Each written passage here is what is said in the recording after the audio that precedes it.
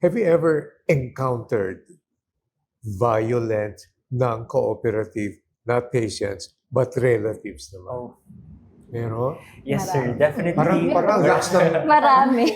Meron. Yes, 2 po. hours. So a lot of these patients, no, they would come with caregivers who really, of course, they care for them, no. They're Oo. only there to establish na kailangan talaga safe yung patient. We want what's best for the patient. And oftentimes, with resources which are limited, no, we can't really give them everything. Mhm. Or with scheduling, of course, we can't give priority, no. Right. May sinusundan pong schedule. So Oo. when we explain that, we always have to, of course, keep our composure when talking to them. So again, babalik na naman po sa communication. So even with the caregivers, you have to build rapport as well. So of Oh. course, you have to understand na rin where the patient is coming from and where the caregiver is coming from.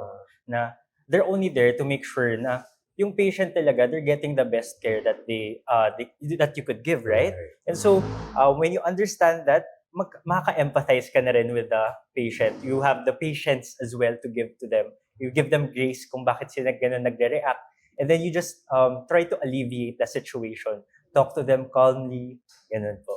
That is so true kasi pagka ikaw naman ang nagwala, ikaw na yung Mhm. patient no, later on. Diba? Yes po. What about your experience? Ang isip ko na lang na they're undergoing a stressful situation. So I have to read, hahabaan ko talaga pasensya ko. Pasensya. And if ako rin nga in their own Oo. shoes, baka ako rin nagwawala. Baka na lang nakasakal na rin ako ng nurse or ng doktor. Kasi syempre, ayaw mong nakikita yung mahal mo sa buhay na nasasaktan or nahihirapan. So gusto mo lahat ng the best care possible na Mhm. bigay sa kanila. Mhm. So talagang patience talagang kailangan.